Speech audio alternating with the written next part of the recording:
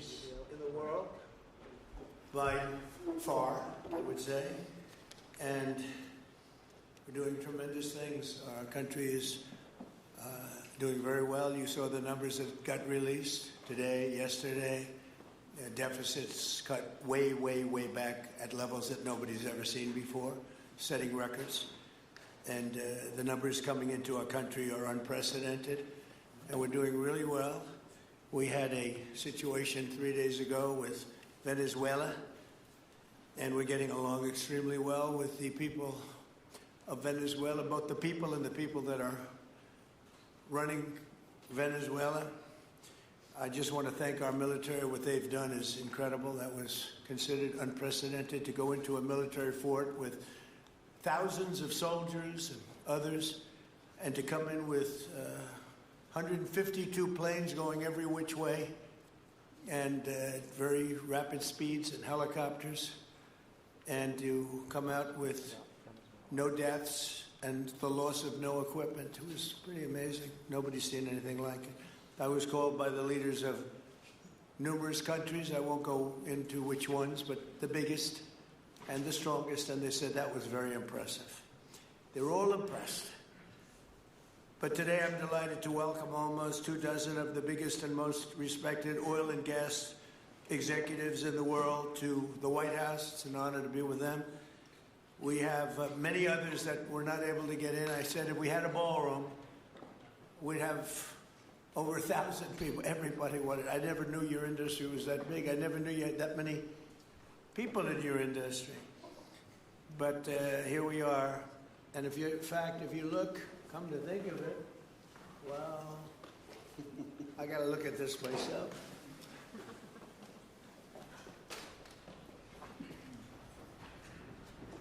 Wow. What a view. This is the door to the ballroom. What a job.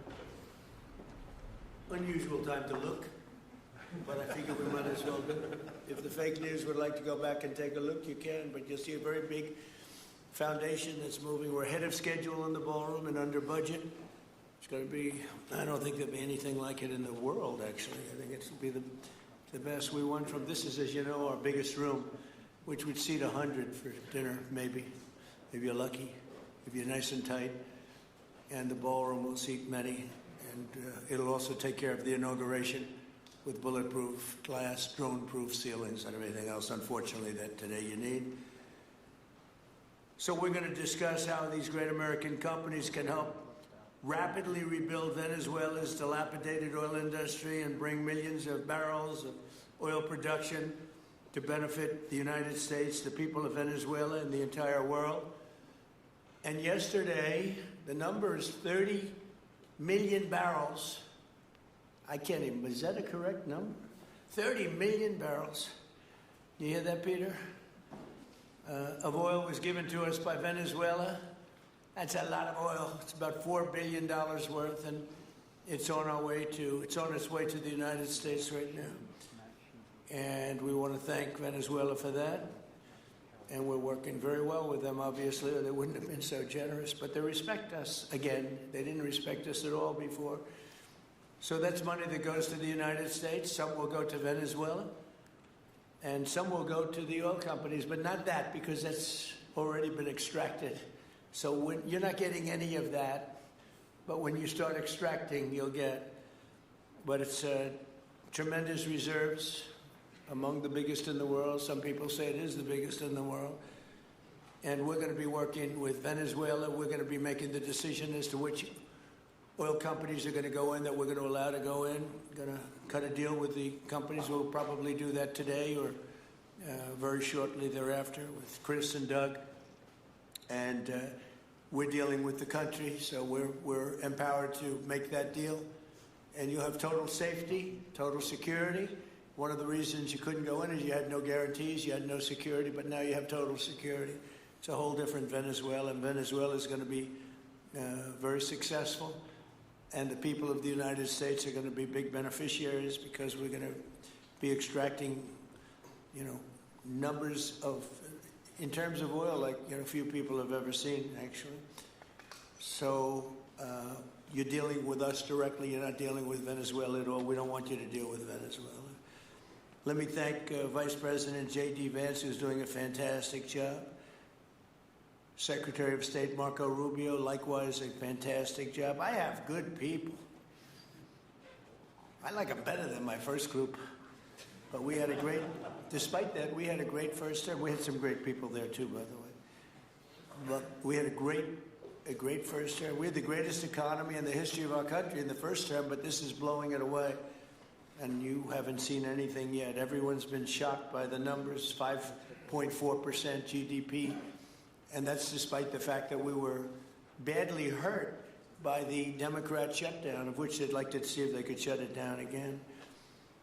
Secretary of the Interior, Doug Burgum, who's fantastic. Secretary of Energy, Chris Wright, recommended by Doug as being the greatest oil man anywhere in the world, because I wanted Doug for that job, energy, and Doug said, no, sir, there's a man named Chris Wright. I said, who the hell is Chris Wright?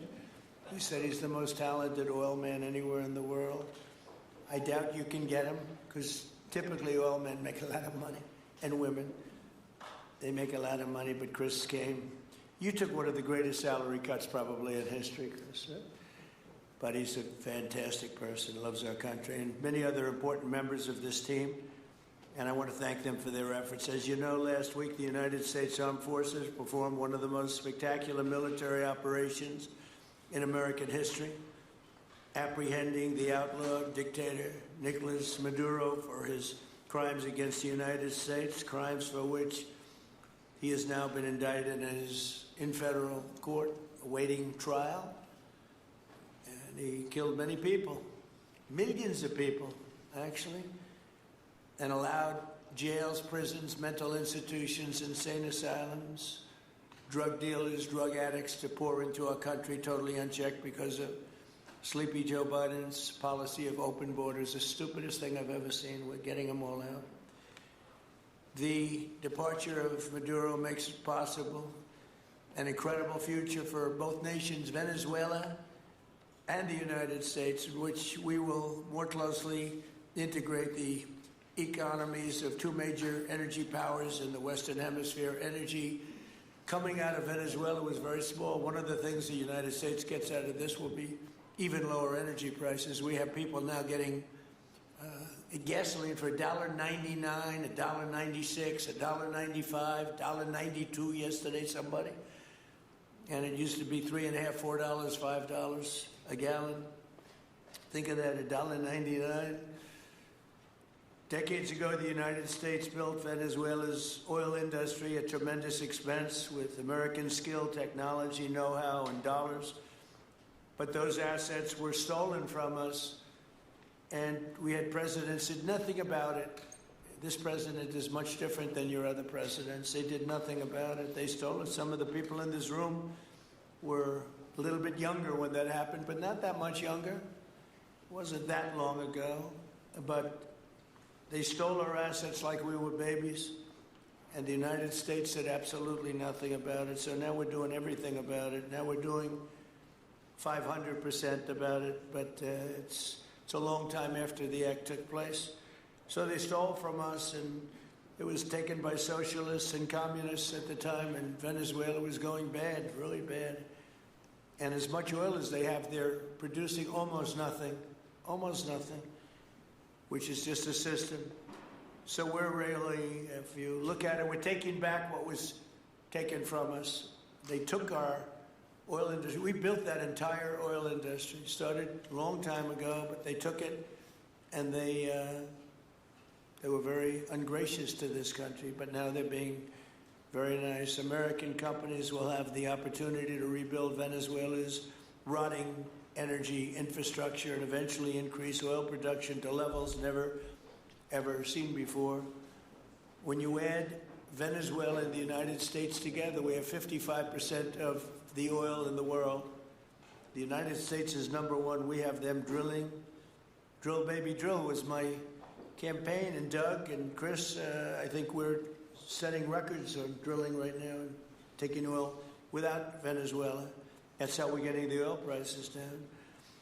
The plan is for them to spend, meaning our giant oil companies will be spending at least $100 billion of their money, not the government's money. They don't need government money. But they need government protection and need government security that when they spend all this money, it's going to be there so they get their money back and make a very nice return. The plan is for them to spend at least $100 billion to rebuild the capacity and the infrastructure necessary. Venezuela has also agreed that the United States will immediately begin refining and selling up to 50 million barrels of Venezuelan crude oil, which will continue indefinitely. We're all set to do it. We have the refining capacity. It was actually based very much on the Venezuelan oil, which is a heavy oil, very good oil, great oil. It's fantastic for certain things like asphalt roads, best there is in the world for asphalt roads and other things. All of the companies here today are going to be treasured partners in bringing the nation of Venezuela back to life, restoring its economy, and generating great wealth for their companies and for their people, and also great wealth for the American people, and tremendous wealth for the companies that are going in. The companies that are going in, and if you don't want to go in, just let me know, because I got 25 people that aren't here today that are willing to take your place. So I just want to thank, these are people that I either know or I know of by reading lots of business magazines and journals and papers. These are the greatest oil people anywhere in the world. Harold Hamm, I see, is here. Harold, you know, there's a story about Harold Hamm that he can look at a piece of land, put a straw into the land, and oil pours out. Is that true about you? Whereas some of you guys have to invest hundreds of millions of dollars to find that oil, so we can't let that story be true. But they say Harold puts a straw into the land, and oil comes gushing out. So you're not a big R&D person, are you, huh? He's called Instinct for Oil. Now, he's got other problems, but we won't talk about those problems. But he's been a great supporter of mine for a long time, haven't you, Harold? So congratulations. But we have, and I think Harold would agree, we have the greatest oil men and women anywhere in the world sitting in this room right now. And we have a lot of people that will be back to see us sometime next week. We're going to have another meeting for another group. But we're going to do this very quickly. We can have this done almost immediately. So I'd like to thank you all for being here. I'd like to invite Vice President Vance to say a few words, followed by Secretaries Rubio, Burgum, and Wright. And then we'll have a few words from representatives that are here and to discuss their ideas, a couple of them.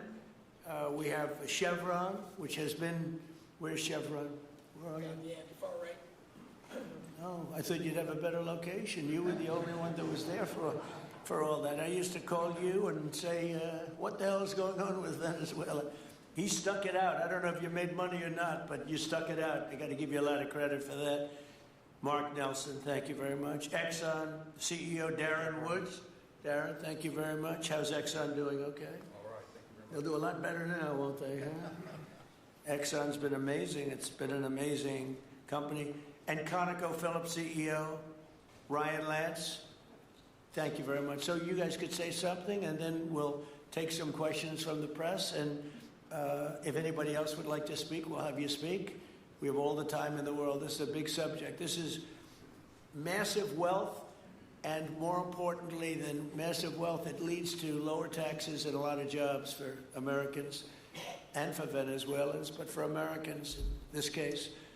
And I just, again, appreciate you all being here. And I'd like to ask JD to say a few words, please. Thank you. Thank you, Mr. President. Thanks to everybody for being here. You know, as a Marine Corps veteran for my entire lifetime, presidents, and let's be honest, they were Democrats and Republicans, would send the American military to far-off places. They would get us involved in these endless quagmires. They would lose hundreds or thousands of American lives, and the American people would get nothing out of these misadventures. And now you have an American president who's empowered the American military to stop the flow of drugs into our country and to ensure that we, as opposed to our adversaries, control one of the great energy reserves that exist anywhere in the entire world. And he did it without losing a single American life in the process. It was an amazing operation. It's going to make our country richer. It's going to make our country more powerful. It's going to make our country safer. And it's going to lead to the decline, the further decline of drug overdose deaths in the United States of America. An amazing thing, and I'm happy to be here to talk about how we can make it an even bigger and better operation for the American people. Thank you, sir. Thank you very much. Marco? Thank you, Mr. President. And I think this is a reminder that everything this president does, everything President Trump does, is with the American people in mind. It was not in the national interest or national security of the United States and of our people to have in our own hemisphere a country, not just with vast energy reserves, but controlled by an indicted narco trafficker who flooded our country with illegal immigration, including drug gang members, openly cooperated with drug gangs, and by the way, stole the wealth of that country to fund a repressive regime and also benefit adversaries such as Iran. All of that is now changing. As part of this process, the first phase, of course, is the phase we're in now, which is the stabilization phase. We do not want to see destabilization in the country. We're working very cooperatively with the interim authorities there to provide a market for the sale of the wealth of Venezuela in such a way that benefits the people, both of the United States, but also the people of Venezuela. And as a reminder to everyone, the President announced this just 2 days ago. Every penny, everything they buy with the money that they're making from the oil now, Mr. President, will be bought from America. And that includes everything from equipment for the oil industry to food to medicine and everything in between. The second will be a phase of recovery, and then some of these phases will interlap, and that is to have a normal economy again where the money goes to the benefit of people, not the benefit of our adversaries or the benefit of elements in that country and around the world that are against our interests, at the same time as a process of reconciliation has to happen internally among the different sectors of society and politics and the like. And finally, the third phase, which is the most important of the three, is when the country fully transitions into a normal country that we have strong economic and diplomatic and relations with, that is friendly towards the United States, that's not a foothold for our adversaries, that serves our interests, but also the interests of the people. It'll be a country that is wealthy, a country that is prosperous for the people, not for a handful of criminals, but also a country that is supportive of our interests in the region and throughout the world. And we thank you, Mr. President, and the team you've assembled that have brought us to this point. A lot of work remains, important work, but this is historic. Okay. Thank you very much. Doug? Well, Mr. President, I want to thank you for your leadership, not just as President, but as Commander-in-Chief. The boldness, the execution, the breathtakingly precise work that you've delivered both in Iran back in June and here has changed the field for the whole world. And you always ran about the idea of peace and prosperity. And in Venezuela, as you know, this was a playground for every bad actor in the world. We had Russians, Iran, terror groups, all of them profiting from this criminal organization that was pretending to run the country. That makes America safer. You've secured the border, we're stopping the flow of drugs, and now with the normalization of relationships on an economic basis, it's going to mean tremendously for the prosperity of the American people. So I just want to say again, congratulations to you and to the entire leadership team. It's been an amazing, historic week on the scale of things that we haven't seen perhaps for 125 years in terms of the U.S. Exerting its influence over Latin America in a way that's going to make a change for generations. And on behalf of all the oil executives that are here today, Chris and I want to say thank you to all of you. It's your technology, your innovation that has put America in the place where today we are the most energy dominant country in the world. And that position is what's allowed us to take the action that we're taking with statecraft, with military action. None of that would happen if we were dependent on everybody else for energy. So you're a big part of the reason that we're able to move the way we are today, and we're grateful that you're here to be part of the solution going forward. Thank you, Doug, and you are doing a fantastic job, and we appreciate it. Everybody appreciates it. They know who's doing well. Chris Wright? Thank you, Mr. President. Yeah, what we've seen in the last week is leadership matters and credibility matters. Venezuelan oil has been sanctioned for many years, and the oil just flew, those sanctions were not enforced. That oil just floated out to trafficked by bad actors of the world. The resources weren't gone to a central place. The corruption and decline of Venezuela has been a crisis for the people of Venezuela, and as Secretary Rubio said, massive spillover effects in the United States. in crime, in drugs, in kidnappings, and in taking a huge resource base and making it not exploited, not developed. The whole world is a poorer, less opportunity-rich place because of that. When you have materials underground, they've been underground for 1 million years. That does not make them a resource. That does not make them valuable for your country, your people, or the world.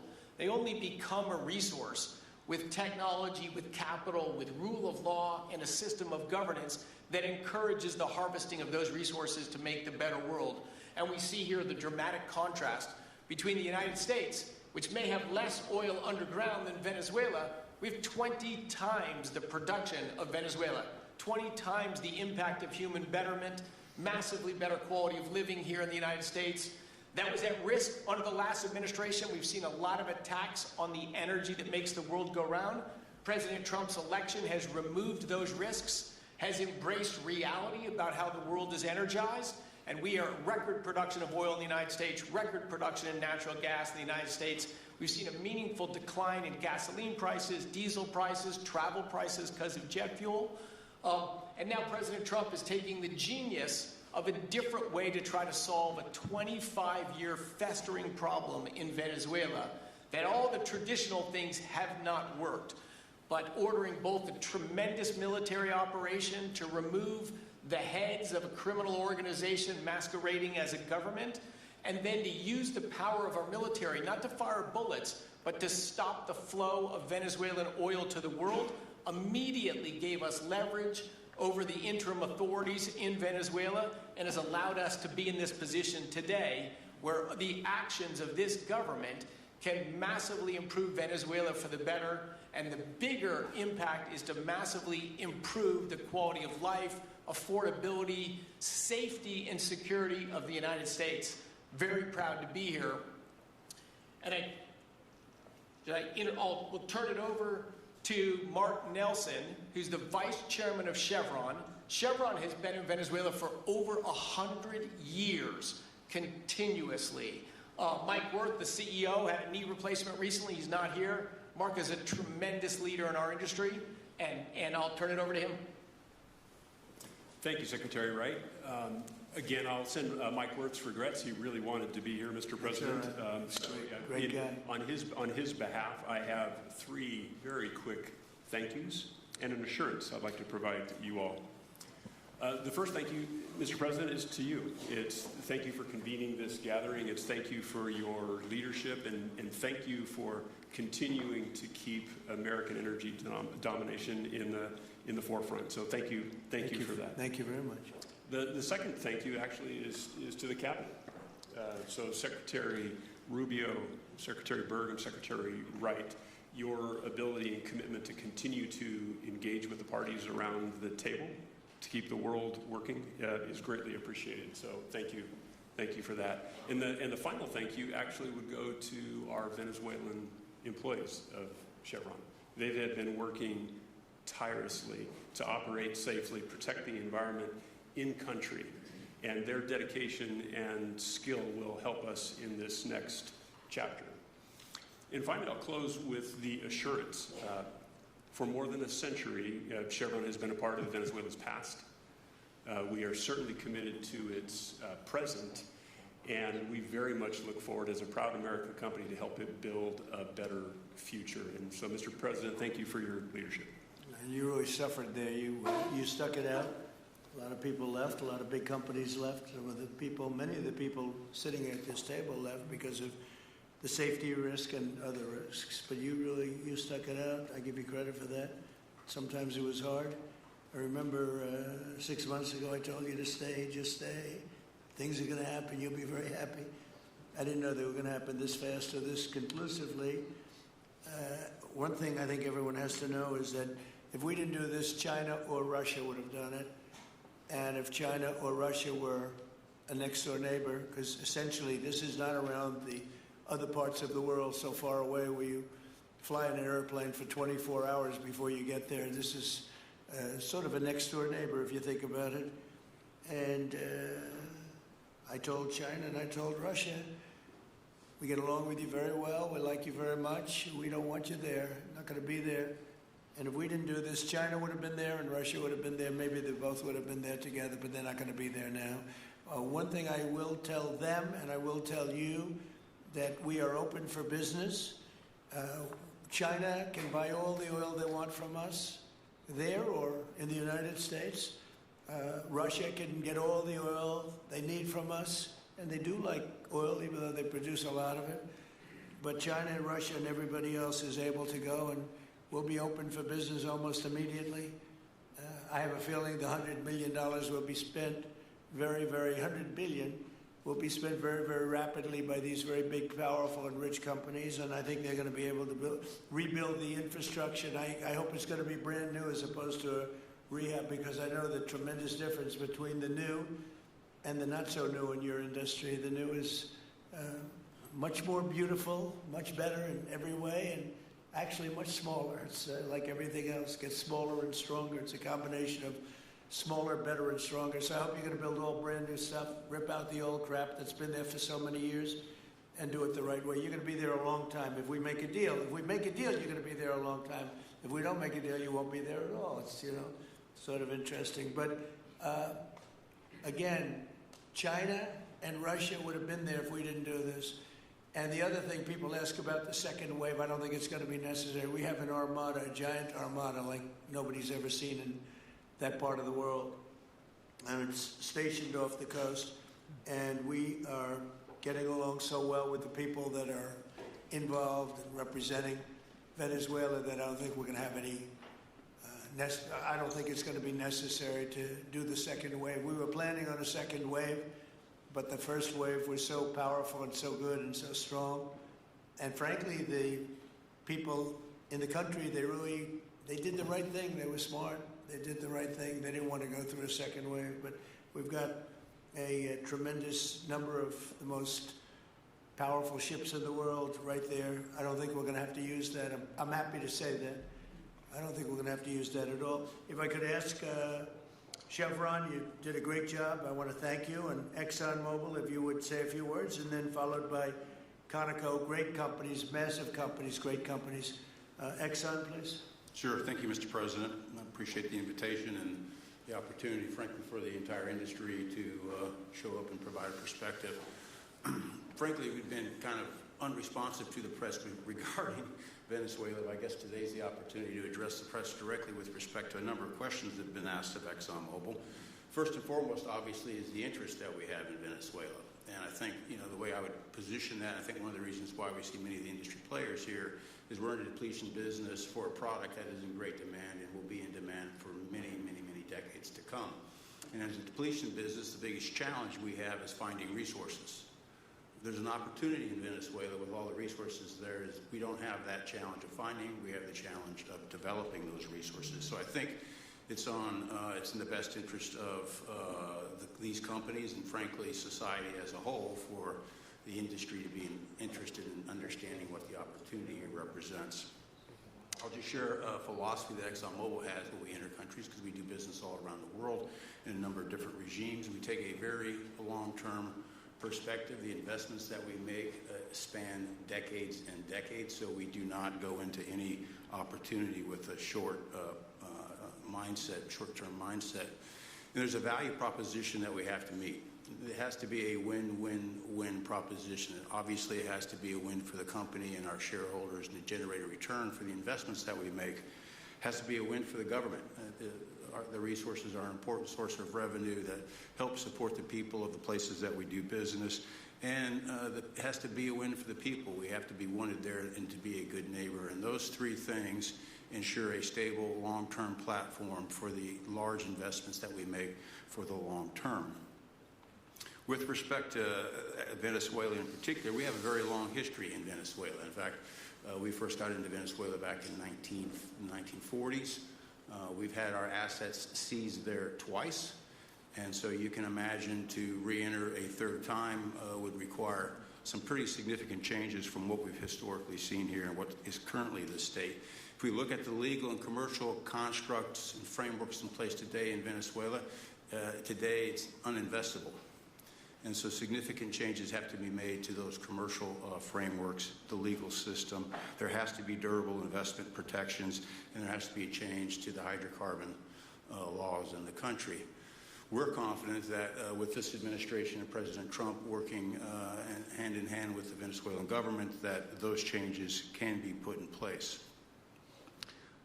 And with respect to the Venezuelan government, that perspective we don't have a view on. We haven't talked to the Venezuelan government, and obviously we have yet to assess the people's perspective with respect to ExxonMobil entering the country.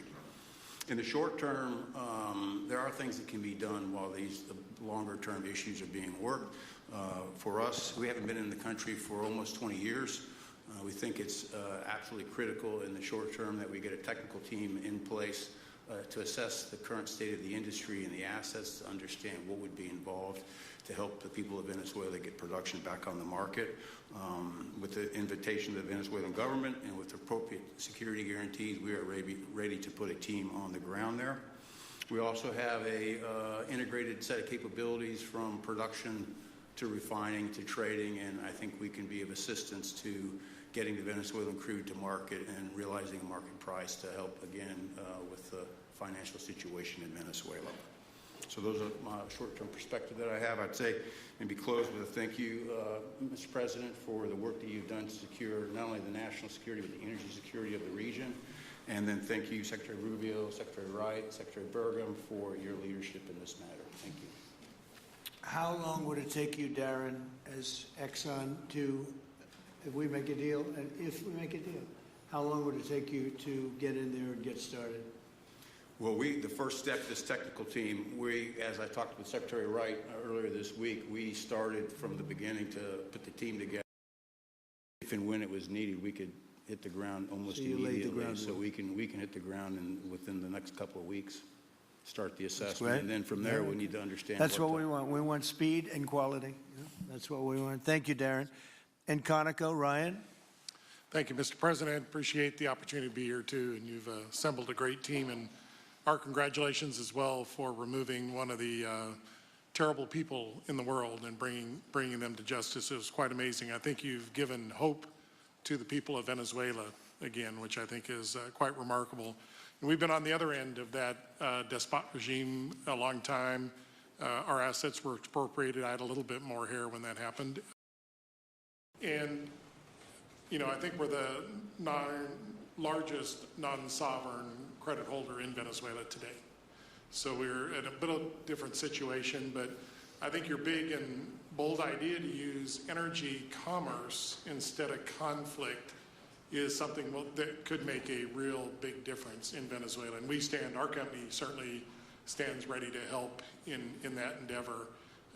Encourage you to continue to think bigger and even bolder. And we've had some discussions with your energy team about that as well.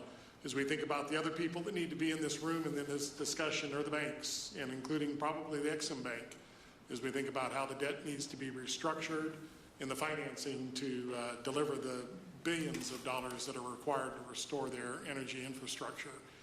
And I think as we think that big and bold, we need to be also thinking about even restructuring the entire Venezuelan energy system, including PDVSA. And I think if we can do that and think bold, there's an opportunity to be quick, fast, and restore the quality of what's happened in Venezuela, or what's been lost in Venezuela over the course of the last 25 years. So thank you for this opportunity. Well, thank you very much, and you'll get a lot of your money back. We're going to start with an even plate, though. We're not going to look at what people lost in the past, because that was their fault. That was a different president. You're going to make a lot of money, but we're not going to go back. You left a lot of money behind, I guess, huh? What number? 12 billion. How much? 12 billion? Well, good write-off. It's already been written off. It's been written off. All right, thank you. You'll make it back one way or the other. You're all going to do very well. I think really very well. Marco just gave me a note. Go back to Chevron.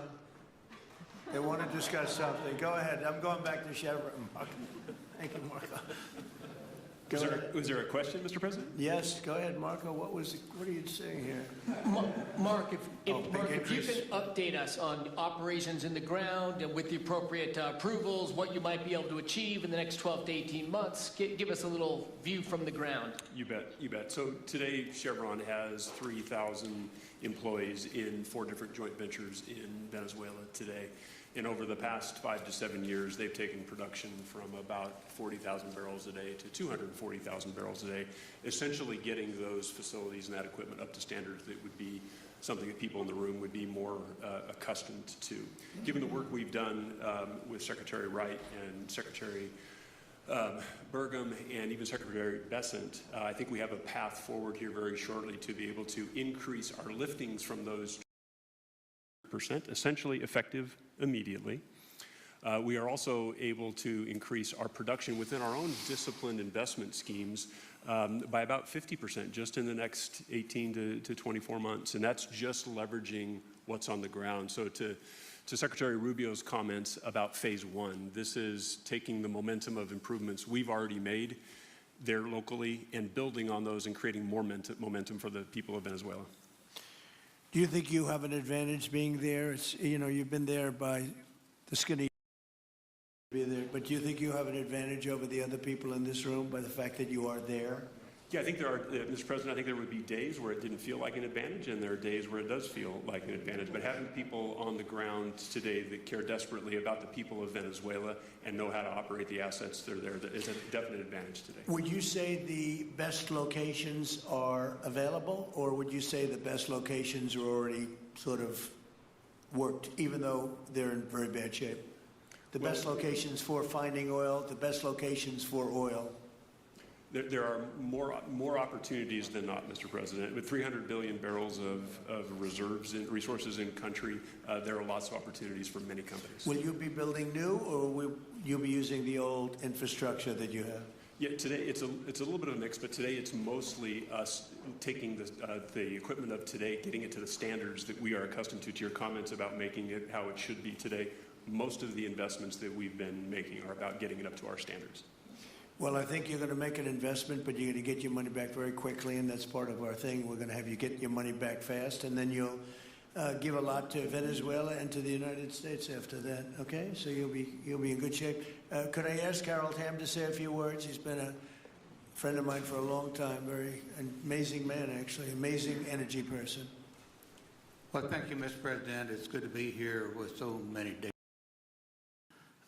And this effort particularly, and thank you for your effort for what you've done here, taking this despot out of that area, and the world dealt with him way too long.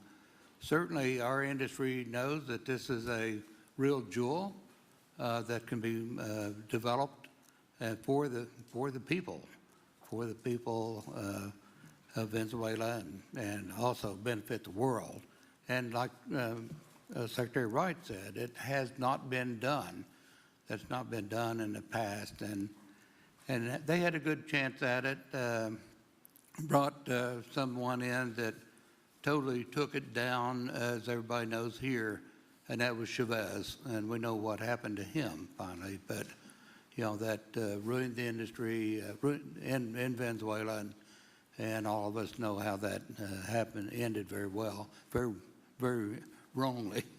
So anyway, we're glad to see what's happened here, and look forward for the opportunity for a lot of people in this room, but also for America and the country itself. Are you going to be involved in going in? Because, he's in North Dakota, and he's in Oklahoma, and some incredible places. It's a little bit different, but there's no doubt about you won't have to worry about the straw too much here. You can just go at it.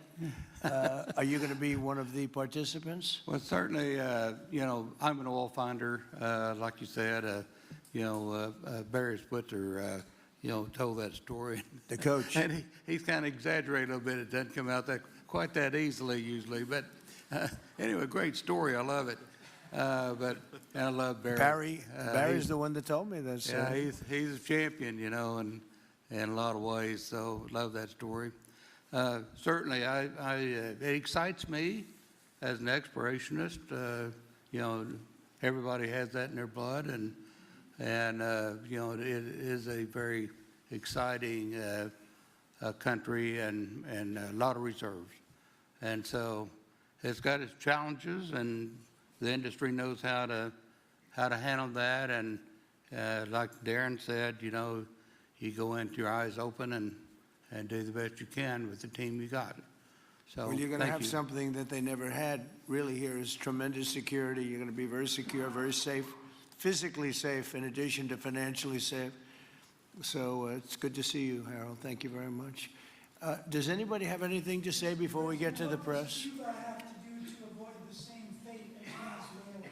What does Cuba have to Well, Cuba's in bad shape. Cuba relied on Venezuela for oil and for money, and nobody really knows with Cuba. They're doing very poorly. They're really third world all the way, and we have a lot of great Cuban Americans, and I would say Marco fits very solidly into that category. And I might ask you to say a few words about, we were discussing it before, Cuba is a very different, they don't have energy, they don't have oil, but they would live off of the oil from Venezuela, and what they do have is very strong people and very powerful people militarily, and they would protect the people running Venezuela, and they would take in a lot of money from Venezuela. Now they don't have that. They won't be taking in any money. So, Marco, what do you think?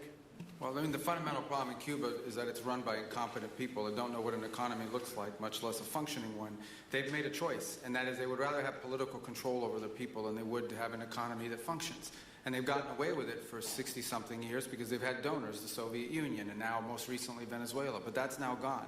So the people in control in Cuba have a choice to make. They can either have a real country with a real economy where their people can prosper, or they can continue with their failing dictatorship that's going to lead to systemic and societal collapse. That's a very stark and dramatic choice, and it's one we hope to make the right one. We don't have an interest in a destabilized Cuba, but that would be their fault because they refuse to allow the people of Cuba to have either economic or political freedom for that matter. And you have a lot of people in this country that want to go back to Cuba and help Cuba. A lot of people have left, you know, they came in penniless, they didn't have anything, and they've become very rich people in our country, and they want to very much go back and help Cuba. So that's something that Cuba has that a lot of other places don't have. Peter? President Trump, thank you. I do want to ask you about Minnesota, but first, just more on topic. President Zelensky said that he was watching with the rest of the world as you made this order to go and capture Nicolas Maduro. And he said, if that's how it works with dictators, then the United States knows what to do next. Sounds like he wants you to go and capture Vladimir Putin. Would you ever order a mission to go and capture Vladimir Putin? Well, I don't think it's going to be necessary. I think we're going to have I've always had a great relationship with him. I'm very disappointed. I settled 8 wars. I thought this would be in the middle of the pack or maybe one of the easier ones. And I don't know if you know, Peter, the last month, they lost 31,000 people, many of them Russian soldiers, and the Russian economy is doing poorly. I think we're going to end up getting it settled. I wish we could have done it quicker because a lot of people are dying, and mostly soldiers. You know, they get hit in Kiev and they get hit a little bit here and there, and people are dying there too. But largely, it's the soldier population. When you have 30,000, 31,000 soldiers dying in a period of a month, 27,000 the month before, 26,000 the month before that, that's bad stuff. So, as you know, President Biden gave $350 billion to Ukraine to fight, and we would never get that back, although I did make a rare earth deal to get it back, so we will be getting it back, but shouldn't have done that. It was a bad thing to do. I will say that right now, because I was able to get NATO to up GDP from 2% to 5%, NATO's got a lot of money, and they're paying for everything. We're not losing any money. We're making a lot of money, I guess, if you think of it, because we're selling them military equipment. They're probably giving it to Ukraine. But we're selling them to NATO military equipment. We're getting full price and all of that. But that's not a big deal to me. What is a big deal is stopping a war where 30,000 people are being killed every single month. And on Minnesota, the vice president yesterday suggested that Renee Good, who was killed by this ICE officer, was part of a broad left-wing network. What has your team told you about this broad left-wing network? Who is in charge of it? Who's part of it? What's it called? Well, I haven't seen the Vice President's statement, but he's generally very accurate. I hate to say it. Look, I watched that yesterday, and there are a lot of different forms to it. But there was a woman screaming, shame, shame, shame, shame. She was a agitator, probably a paid agitator, but in my opinion, she was an agitator, a very high-level agitator, so professional. She wouldn't stop screaming. I said, this isn't a normal situation. This is a professional troublemaker. Because you heard it and I had it. Now, I will say this, the news sort of turned her down, turned her off, because you're trying to watch. She was so loud and so crazy and just not normal. When somebody sees something like that, they don't go screaming and the same words. So, I guess you could say professional, but I didn't think she did a very good job. You have agitators, and we will always be protecting ICE, and we're always going to be protecting our Border Patrol and our law enforcement. Yeah. Thank you, Mr. President. Mr. President, in your conversations with these oil executives today, did you provide any security guarantees so that they can do their work safely in Venezuela? Yeah. And separately, Mr. President, they will have those guarantees, yes. And separately, Mr. President, I'm curious in terms of the future of Venezuela. Do you see Venezuela now led by Delcy Rodriguez as an ally of the U.S.? Is that the way that you view that country right now? They seem to be an ally, and I think it'll continue to be an ally, and we don't want to have Russia there. We don't want to have China there. And by the way, we don't want Russia or China going to Greenland, which if we don't take Greenland, you're going to have Russia or China as your next-door neighbor. That's not going to happen.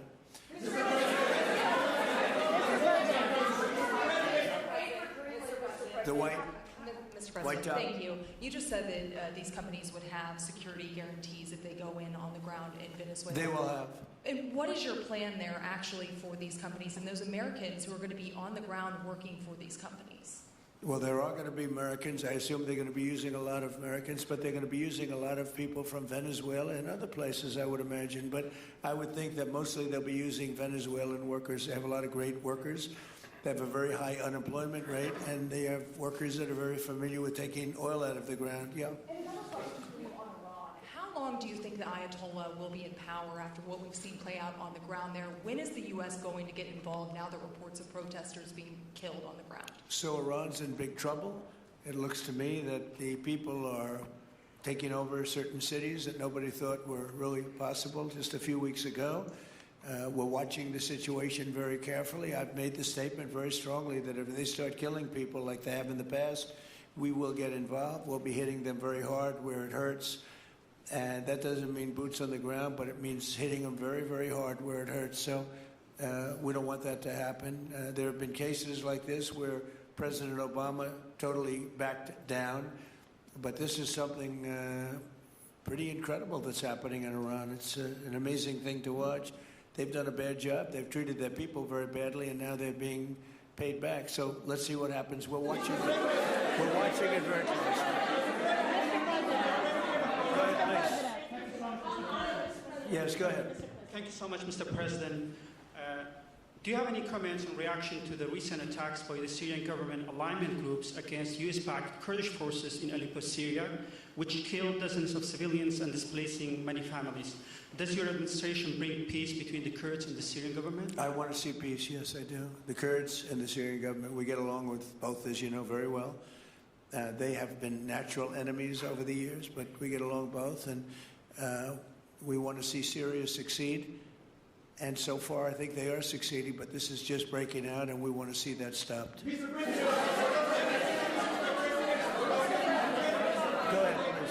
Sir, you're meeting with the President of Colombia, Gustavo Petro, in a few weeks. Do you hope this meeting with Gustavo Petro marks a new chapter, a new beginning in the benefit of the U.S. and Colombia relationship? What country? Colombia, with the President of Colombia, Gustavo Petro. Yes, I had a very good talk with him yesterday, and he's been very hostile to us and to the nation and to me, called me a dictator and lots of other things.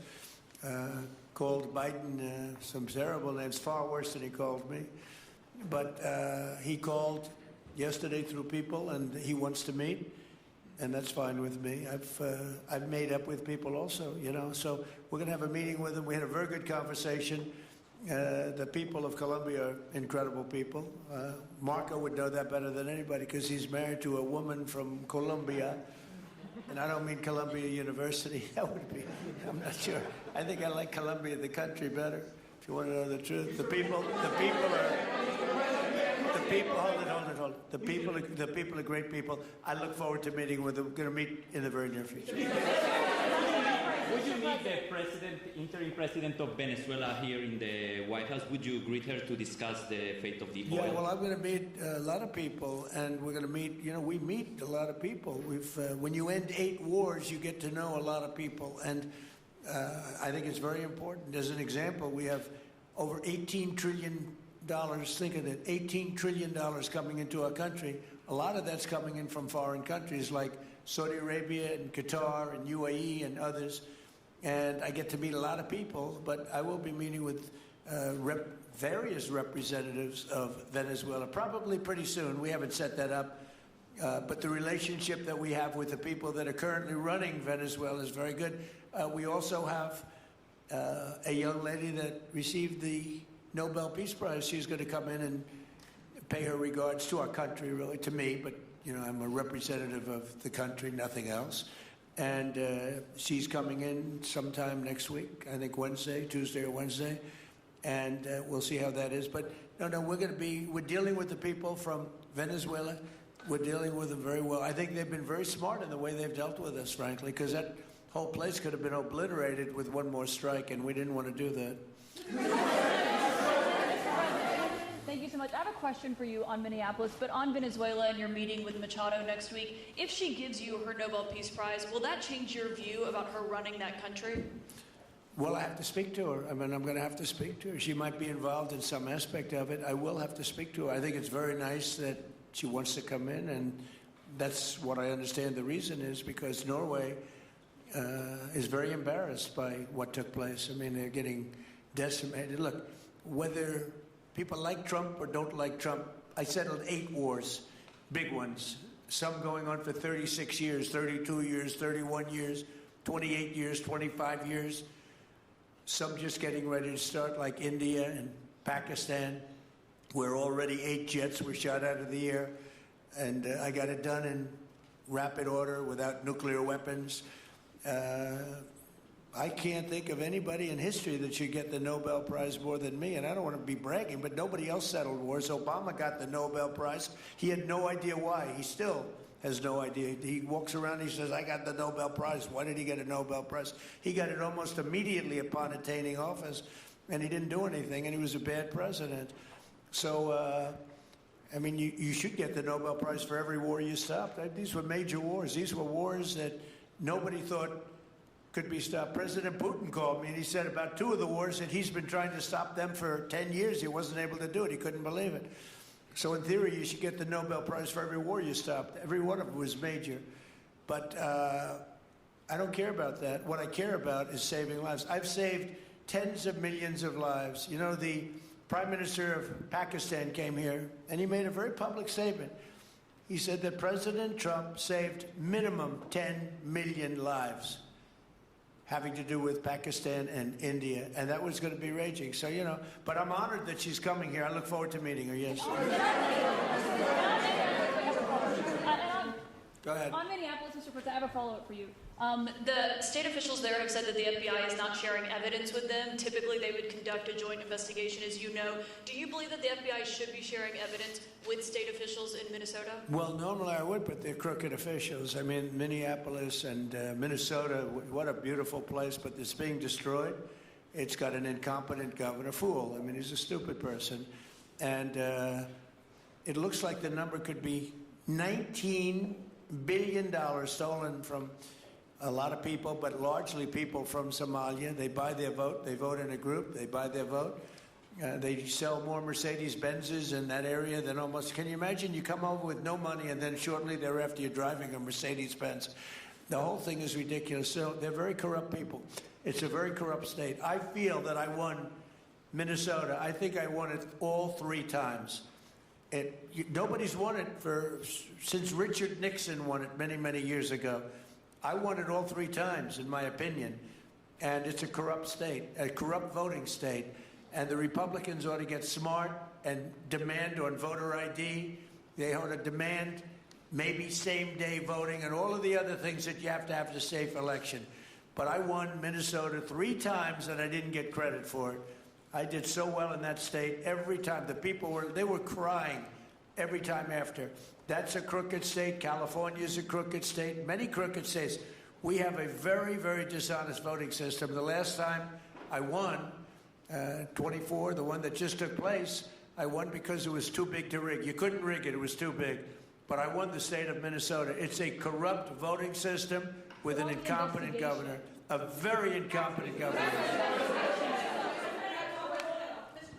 And by the way, he's a very corrupt governor, too. Go ahead. I have a question on Iran, but first, very quickly on Venezuela. How do you provide total security guarantees to these companies without putting U.S. boots on the ground? Well, we're going to work with the Venezuelan leaders and people, and we're going to have a very safe group, and they're going to also bring over some security with them. You know, these are not babies. These are people that drill oil in some pretty rough places. I could say a couple of those places make Venezuela look like a picnic. These people around the table, these are tough people.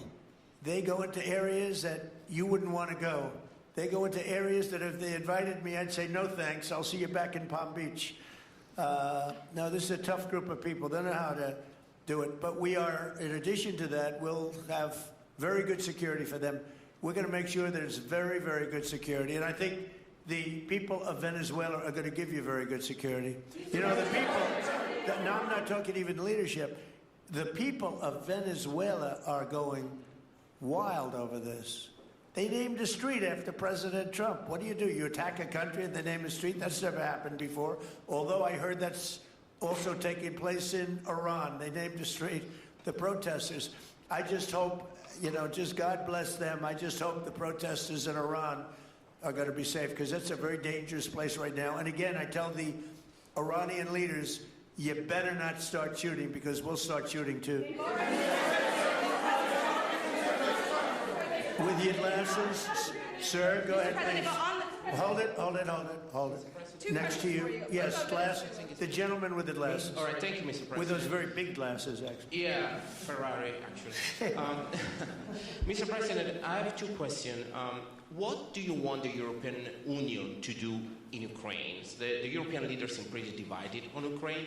And then, if you can reiterate this straight message that you have to the Iranian leader, to Khomeini, the message that you have. You're talking about Iran? Oh, Iran, yeah. What do you want Iran to do? I'm sorry? Where are you from? Italy.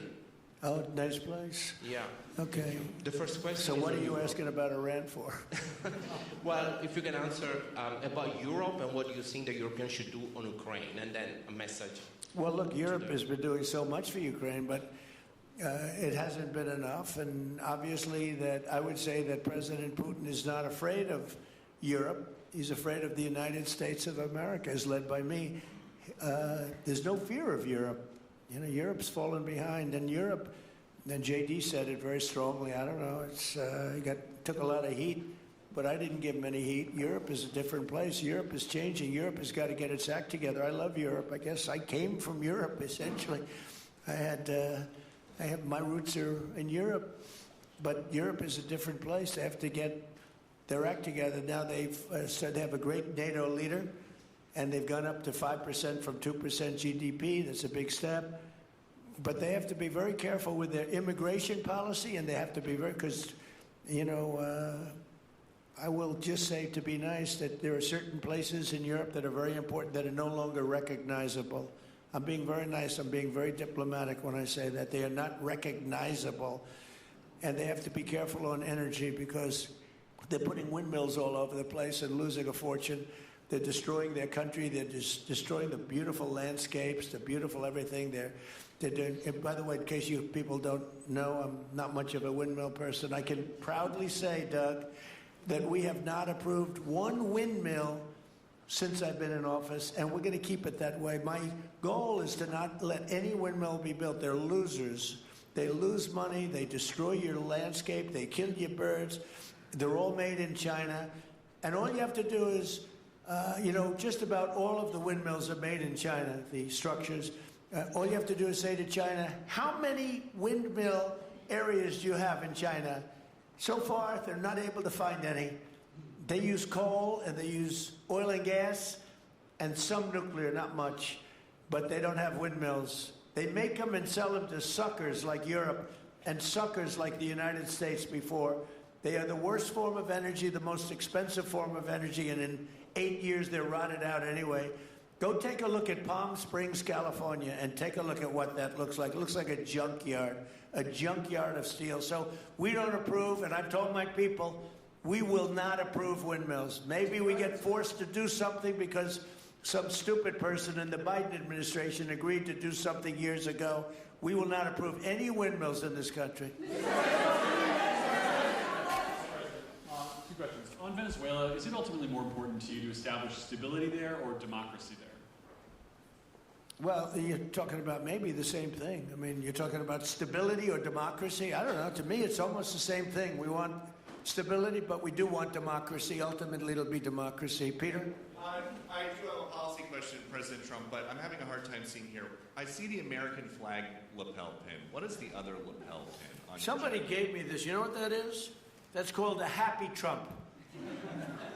And consider the fact that I'm never happy. I'm never satisfied. I will never be satisfied until we make America great again, but we're getting pretty close, I'll tell you what. This is called a happy Trump. Somebody gave it to me. I put it on. Thank you. And the policy question.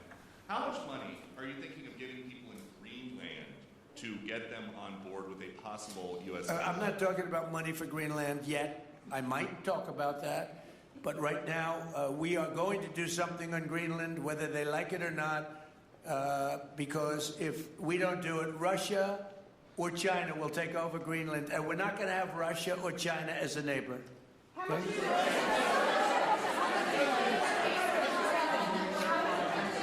I would like to make a deal, you know, the easy way, but if we don't do it the easy way, we're going to do it the hard way.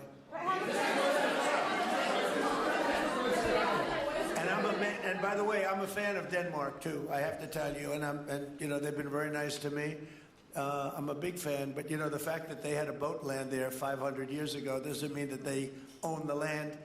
I'm sure we had lots of boats go there also, but we need that because if you take a look outside of Greenland right now, there are Russian destroyers, there are Chinese destroyers and bigger, there are Russian submarines all over the place.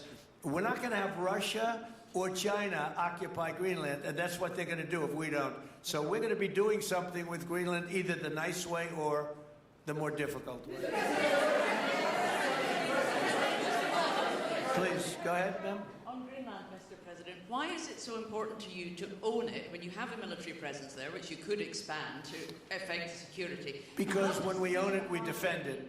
You don't defend leases the same way. You have to own it.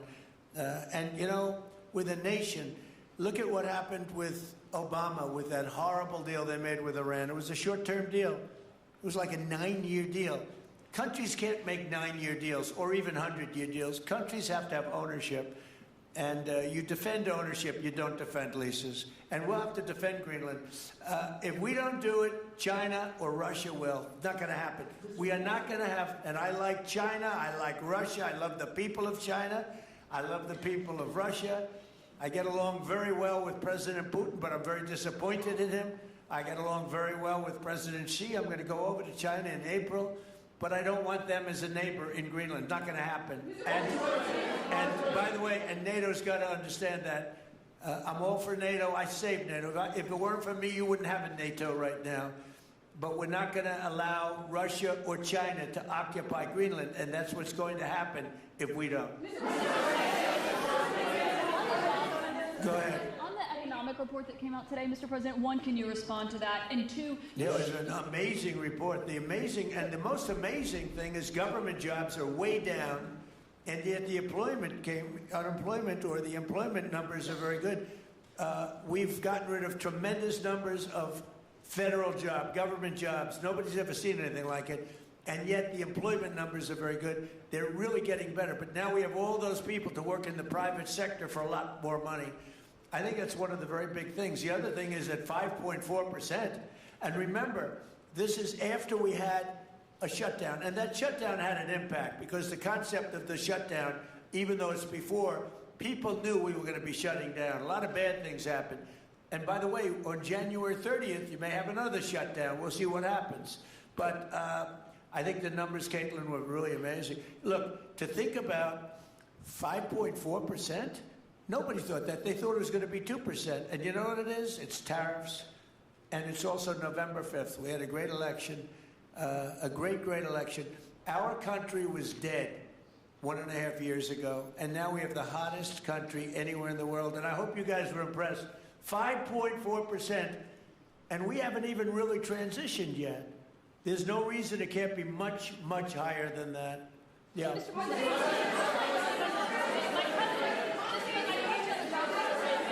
off, can you respond to the manufacturing? Let's give CNN a chance. You know, they've been fighting so hard to get back into the mainstream. Mr. President, you posted some numbers actually on Truth Social last night. People saying you posted the job data early when you're not supposed to obviously share it till the next morning.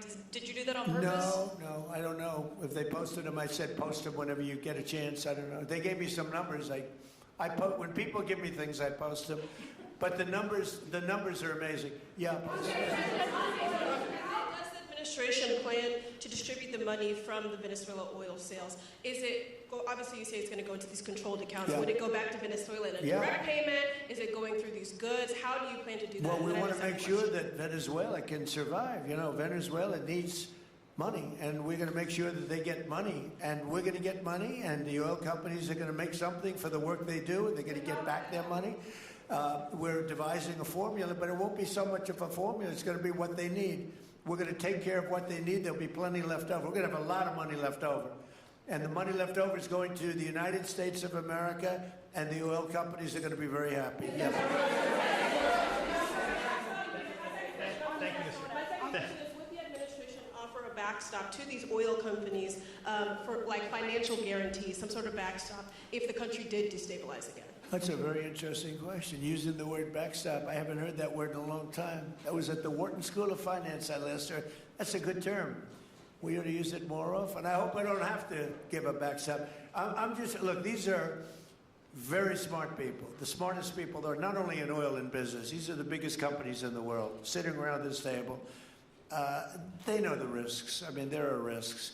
We're going to help them out. We're going to make it real easy. They're going to be there for a long time. We're going to be there together for a long, long time. And they're going to be taking the oil, and they're going to be bringing oil prices down.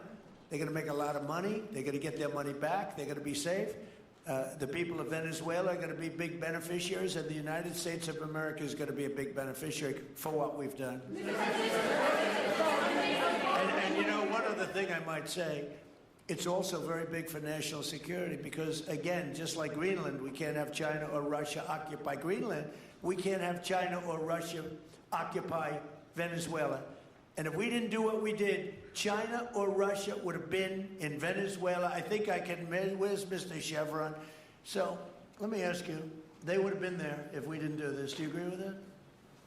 They certainly have a lot of economic interests in country. There's absolutely no argument about that. They were trying to be there. I mean, you know, we had a Russia, I guess sort of I call it a semi-Russian ship yesterday that we took over, and Russia decided not to defend that ship against us. It's a big movement. The ship was loaded up with oil, and we took the oil, and it came out of that port. But Russia would be there or China would be there, and we want them to be there for a different reason. We want them, do you people agree? In particular, China, they need a lot of oil. Russia doesn't need so much, but Russia was there anyway. But I assume you agree that China would like to be doing a lot of business there by buying oil, and I want to just tell President Xi and President Putin, but more so in this case President Xi, because they do need a lot of oil, and we are open for business in the United States, and we are open for business in Venezuela, right?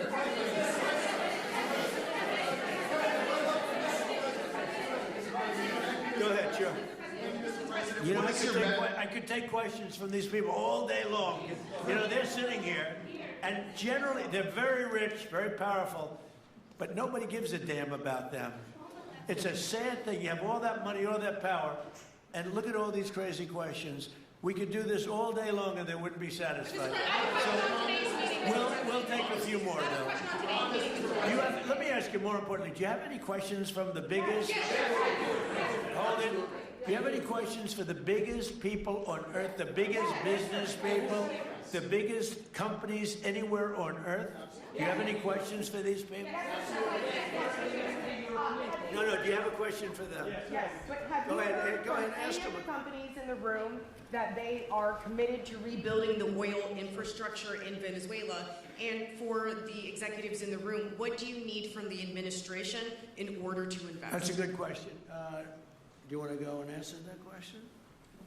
Yeah. Exxon, small company.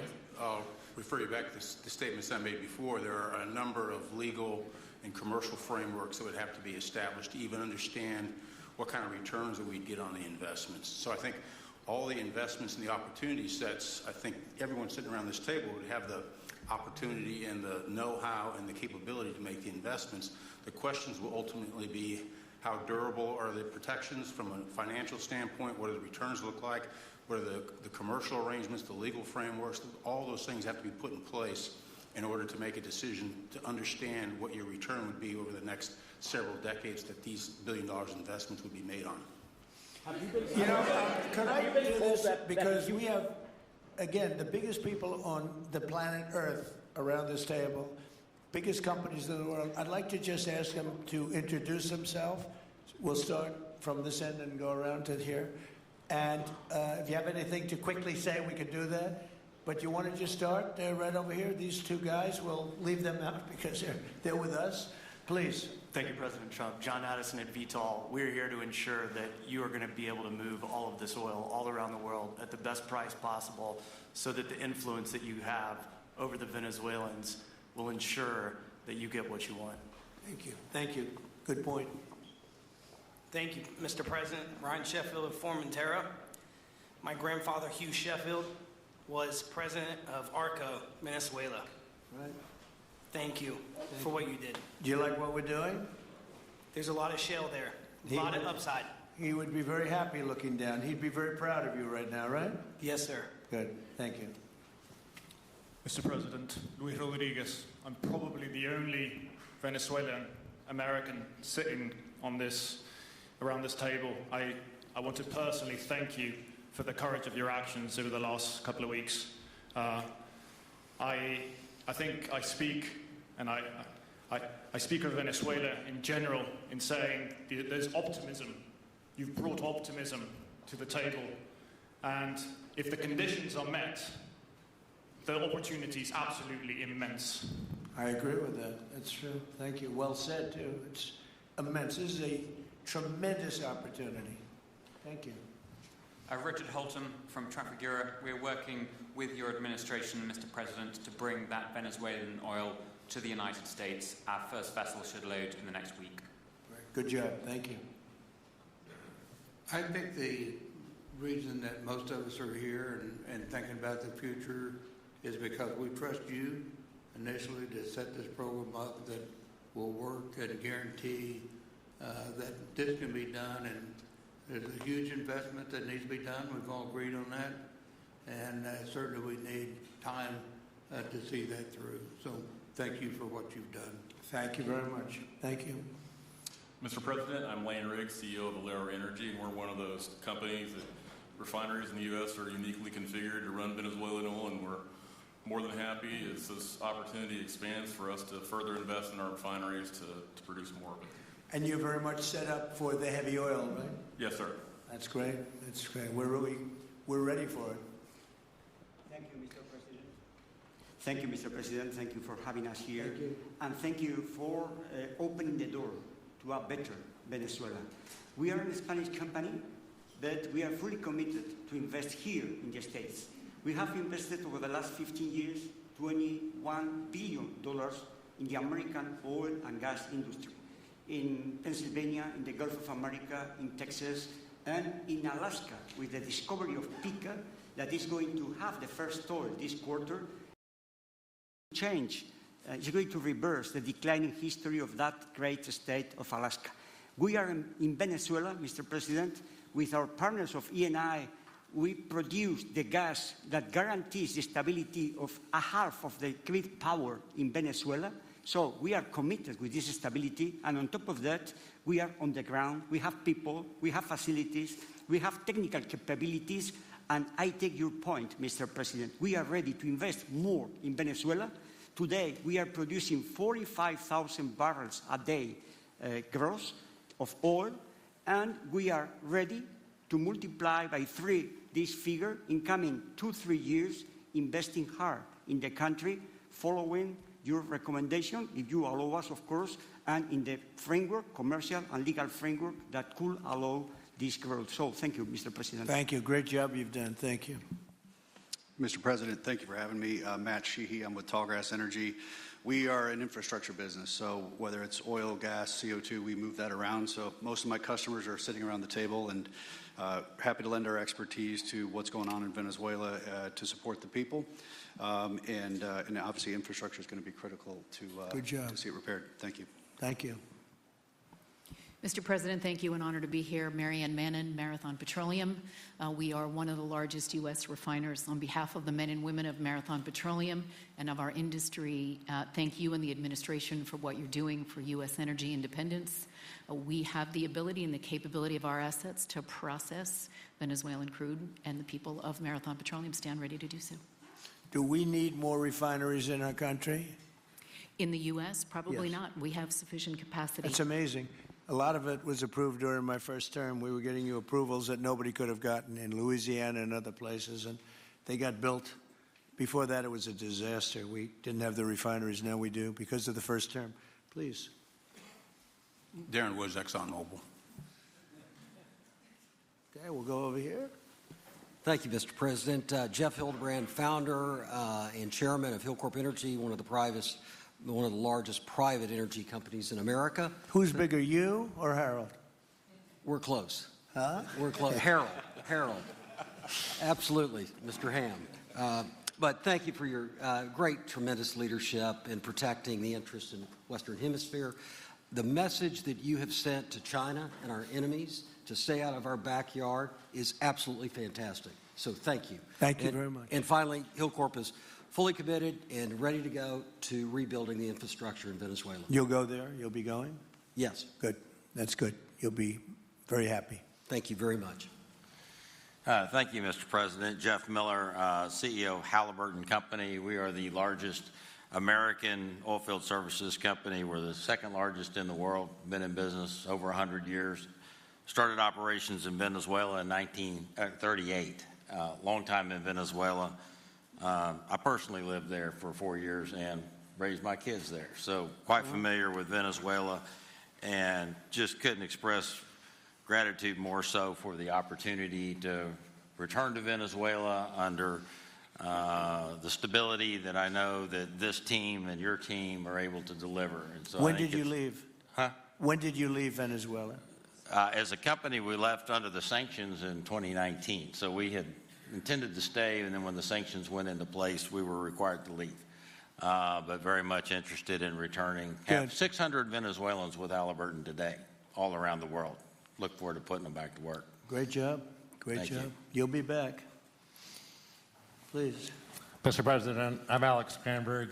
My company, Aspect Energy, is one of the leading American international wildcatters. We've found significant fields in central Are and you a south. wildcatter?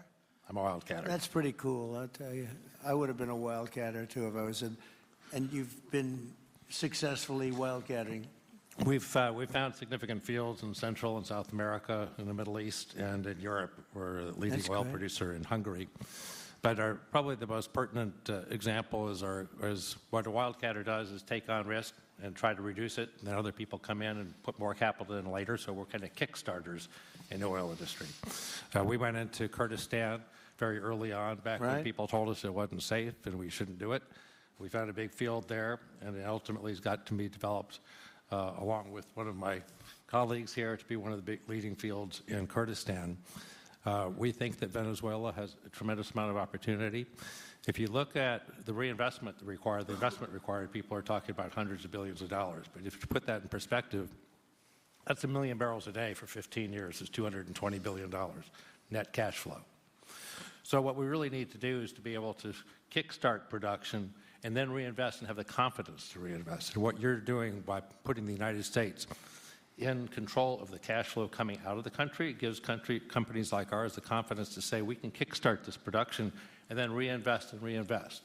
In Hungary, we've invested $1 billion in changing the trajectory of Hungarian oil production. And we were only able to do that not because we could write $1 billion check, we're a smaller company, but because we reinvest all the cash flow back into new production. Good. Mark Good Nelson, job. Mark Nelson with Chevron again. Thank you, Mr. President. I'm Claudio Scalzi, and ICO, Italy. We started working in Venezuela in 1980. We have a lot of oil, but now just the gas is flowing because it's not under sanction. And as my colleague from Repsol said, we cover more than about 50% of the electricity in the country. So that is essential to avoid any kind of problem, social problem. We own about 4 billion barrels of reserves, so a huge amount in the Orinoco Belt and in central Venezuela. We have now in the country 500 people, most Venezuelan, and we are ready to invest. Clearly, we are ready to invest. We thank you for the big efforts and the efficiency of your action, and we are here. And we are here to work together with the U.S. We are also a big investor in the U.S. So I know that. We thank you again, and we are there. And we are also ready to join with American companies in our assets to develop and go faster with good investors and good know-how from the U.S. company. Yeah. Thank you. You've done a great job. Thank you very much. Mr. President, Ross Perot, good to see you again. I'm chairman of Hillwood and HKN Energy. I've been in the energy business 45 years, and we have been working with your team quite a bit. We have been in Kurdistan now for 19 years, along with Alex, and built a very good business. But now with your team, we're looking in Syria, we're now in Libya, and so we are very excited to look at Venezuela with you and your group, and look forward to continuing to build this great industry. Thank you very much. Thank you. Mr. President, thank you for having us here today. Wael Salwan from Shell. Of course, we have a huge presence here in the U.S., in the Gulf, as well as in Pennsylvania with the petrochemical facility, which I think we had the opportunity to host you at, as well as being one of the makers of American LNG. We have been in Venezuela for a very long time. We actually drilled in 1914 the first well that discovered oil in Venezuela, and on the back of which the entire energy industry was established in Venezuela. When we left in the 1970s because of nationalization, we had 1 million barrels per day of production. But we have kept boots on the ground in Venezuela all this time, and we now have a few $1 billion worth of opportunities to invest in, subject to OFAC approval. So we are ready to go and looking forward to the investments in support of the Venezuelan people. That's great. Thank you very much. Thank you, Mr. President. Ben Marshall, the America's CEO for Vitol. Alongside Chef Guerra, we're very thankful to have worked with the government and Venezuelans to be able to bring the crude oil to market at a market price as quickly as we can to help stabilize the country. Thank you. Thank you. Ryan Lance, ConocoPhillips. I'll defer to my colleagues. Thank you, Mr. President. Olivier Lepoche, CEO of SLB, or formerly known as Schlumberger, the largest global oilfield services. We have been in Venezuela since 1930, and we still operate. We operate today on the ground with in support of Chevron. We have ability to scale. We have 1,100 Venezuelans in the company, 2,000 additional that are calling us to go back to country and to go back to work. We're able to mobilize in the last 18 months 2 rigs and deliver 50 wells with success. So we're here. We have knowledge of the subsurface like nobody else has. We have boots on the ground, capacity on the ground, $700 million of equipment value on the ground in Venezuela, ready to mobilize for all of our partners, customers. So we are ready to scale fast, and we really want to thank the administration, Secretary Wright, Secretary Bergen, for the effort they are supporting and giving us to be successful on behalf of the Venezuelan oil and gas industry. Thank you very much. Thank you very much.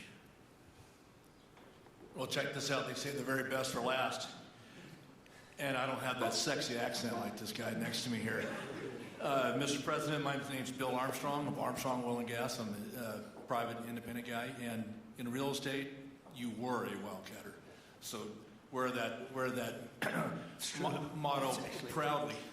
But like you, I was my own guy. I don't have shareholders. I don't have private equity partners, but I've been drilling all over the place. In fact, I had the largest discovery in Alaska, biggest discovery in 50 years in our country. I now control 8 million acres adjacent to Venezuela, so I'm already heavily invested in the area. We share a 150-mile border with Venezuela in the countries of Aruba and Curacao, and we are ready to go to Venezuela. It is, in real estate terms, it is prime real estate, and it's kind of like West Palm about 50 years ago. Yeah. Very right. Yep, I agree with you. Thank you. Congratulations. Thank you. So I think what we're going to do is speak without the press to these gentlemen, see what kind of a deal we can make. We're going to get them involved. I'm going to ask Doug and Chris and some of the people that we have from the business standpoint representing our country to start talking about the confines of a deal. I have an idea what I want, what I think we should have. We have to get them to invest, and then we have to get their money back as quickly as we can, and then we can divvy it all up between Venezuela, the United States, and them. I think it's simple. I think the formula is simple. We start with a brand new plate, and it's going to be a tremendous success. I think it's going to be probably like few other things could ever be. You know, there's so much. Venezuela's been really taken advantage of by a lot of people because they drill very little. I mean, as much as you hear they drill very, very little, very small percentage. But now that'll change, and it'll change very rapidly because these are the biggest people, and it'll change very rapidly. So if you don't mind, I'll ask the press to leave, and we will see what kind of a deal we're going to make with these geniuses, and I think you're going to come out very good. Thank you all very much. Thank you. Thank you. Thank you, everybody. Thank you. Thank you. You can take that. We'll come back for the cables.